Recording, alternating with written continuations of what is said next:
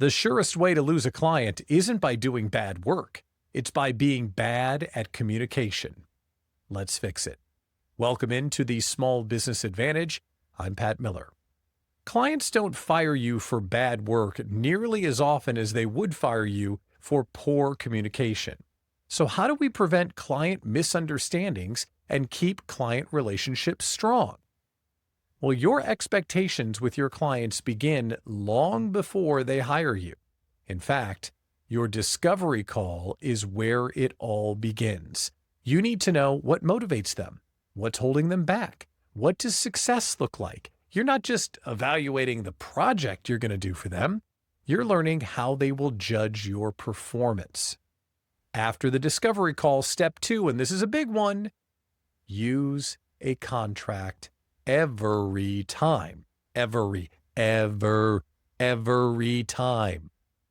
Once they agree to hire you, you're not ready to begin until there's a signed contract that outlines exactly what they're getting, when they will get it, how they will get it, and what is not included.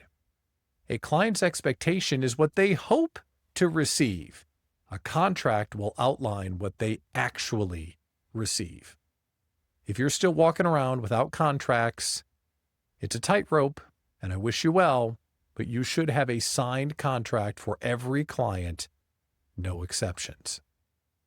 Once you have the gig, communicate clearly and consistently.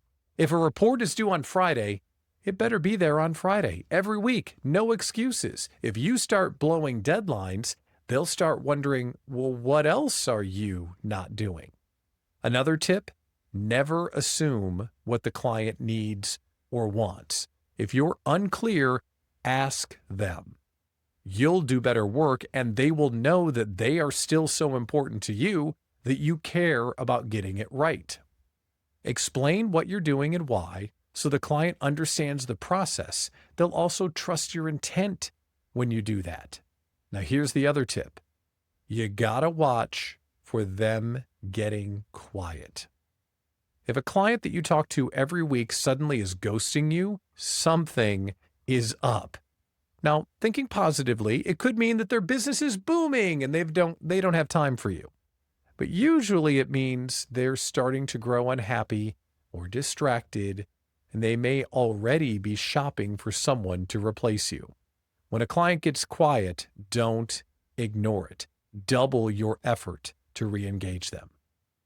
The final takeaway, misunderstandings happen when there's a gap between what the client hoped for and what you agreed to deliver. Avoid the gap, or as the British would say, mind the gap. I can't do a British accent, but you get the point. Mind the gap. Set your expectations early, use contracts, and communicate consistently. Do what you need to do so client communication stays strong and your client relationships will keep on going. For the Small Business Advantage, I'm Pat Miller.